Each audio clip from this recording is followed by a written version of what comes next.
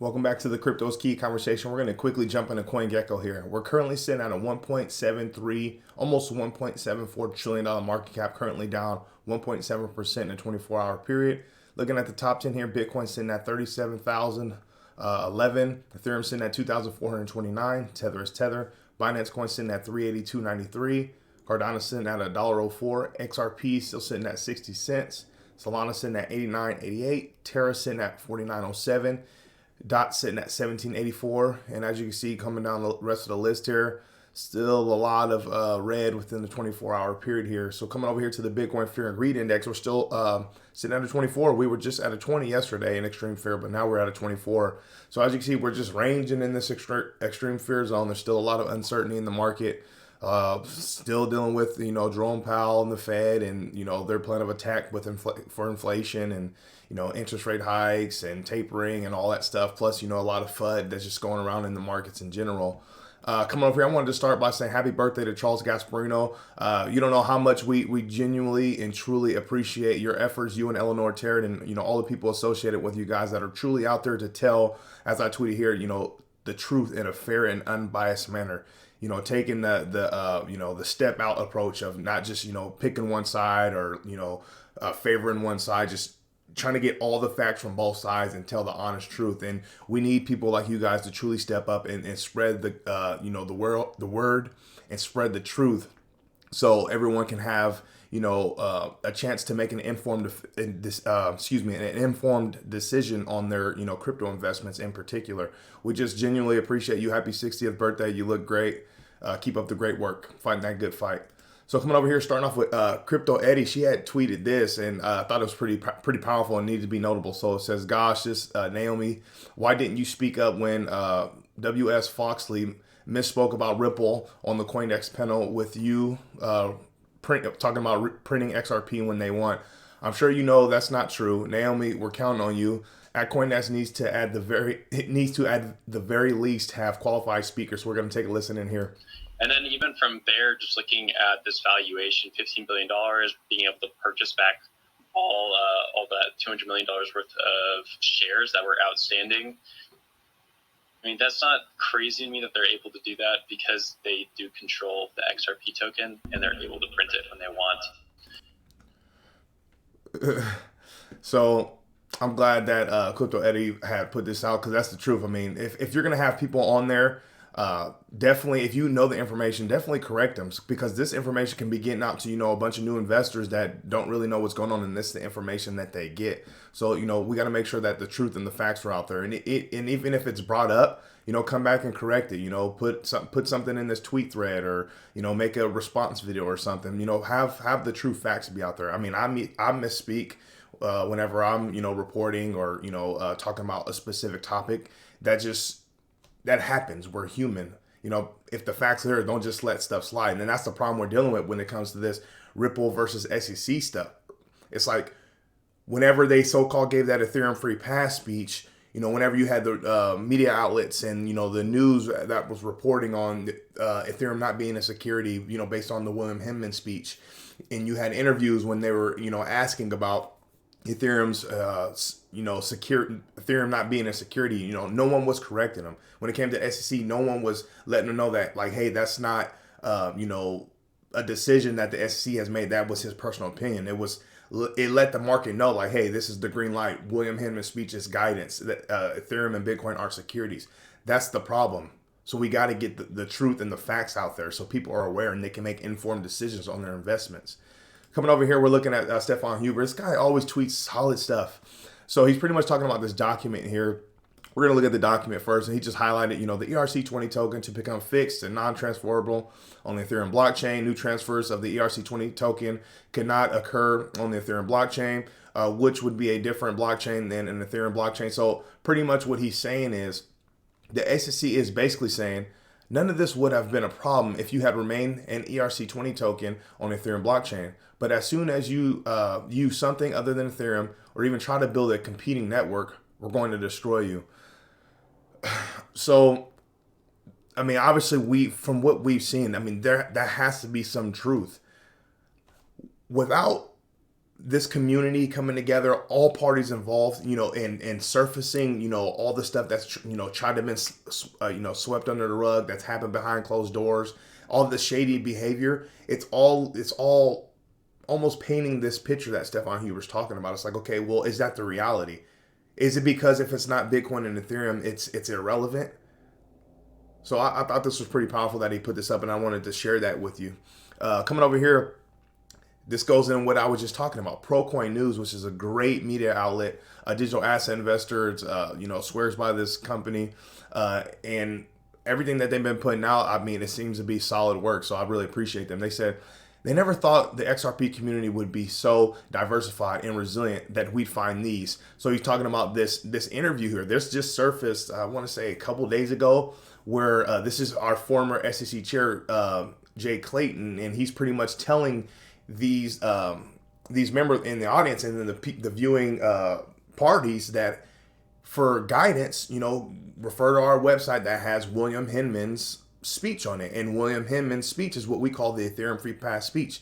That's what this whole past, I want to say like 2 weeks have been heavily talked about within, the media, Twitter, and, with the judge allowing Ripple to gain access to those drafts of that speech. And now we're dealing with the SEC trying to redact, that speech because it has certain SEC, they say deliberative communications within it or something like that. So they're trying to classify as privileged, as they were arguing that, no, that was his personal opinion.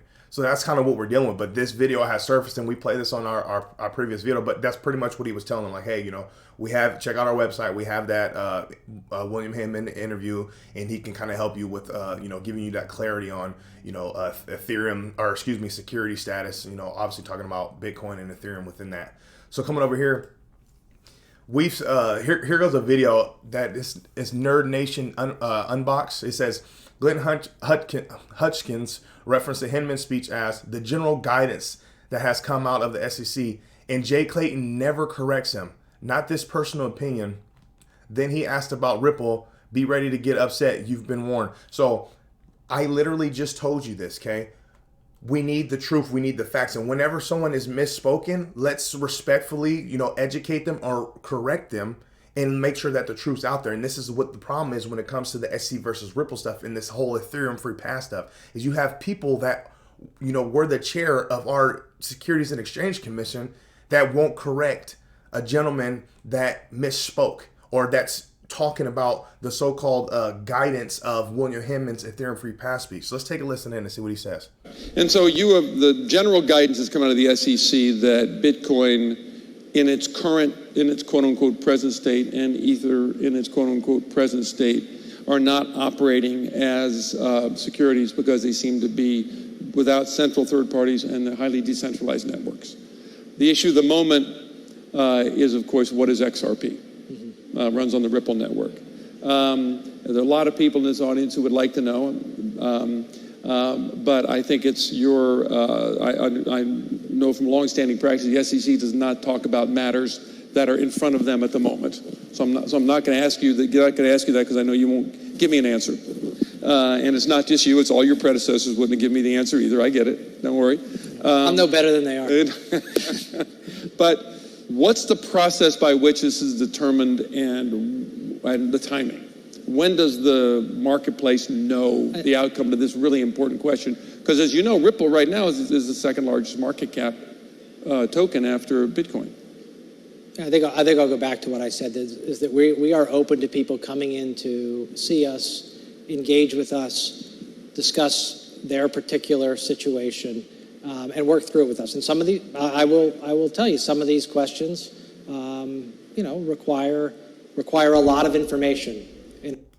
And so you have the general. So it's just a slap in the face. Okay, we encourage them to come in and have a conversation with us and let us know their situation. Okay, so what about all the time that Ripple has been meeting with you to get that, to answer those questions and to get that guidance and to get that clarity that they need to proceed on full steam ahead with, their agenda, fighting the good fight, solving a real world problem. What happened with that?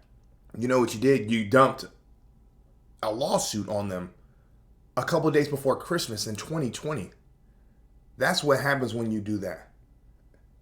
So it's like to say that, yeah, I get it. This can trigger a lot of us. I mean, we've known this as community members, as investors in XRP.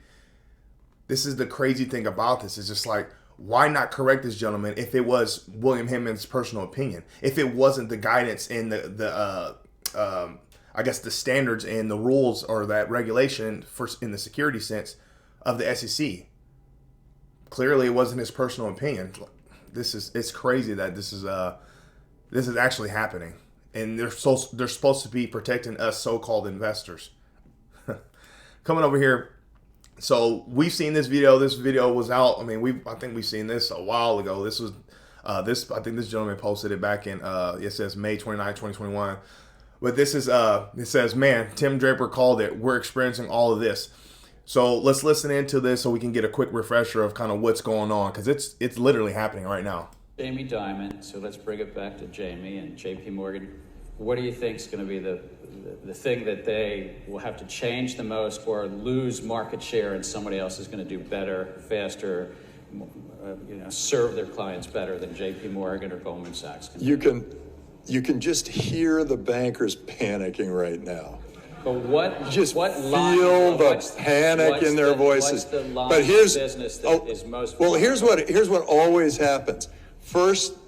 The first thing that happens is they try to go, oh, it's nothing, and they did that. I mean, that's with every new industry, every new technology comes along. The powers that be, the incumbents, the status quo, all say it's nothing. Don't ignore the man behind the curtain. This is nothing. And then all of a sudden it's too big to get in there. They're going, oh my God, I got to face this thing. And then they all line up and they wrap their arms together and they say, we're not letting this happen. And then it keeps going.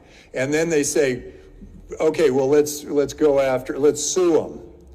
Or let's go get the government. There's another thing they do. They adopt the technology. I think. No, that's at the end. They will adopt this technology. No, this is the last thing they do. No, yeah, it's like it's after. It's after the press planting. They plant the press stories. They put out lawsuits. They create as much of a fuss as possible. They try to get their government friends involved. And then they go, oh, God, this thing's happening. Jamie? Yeah.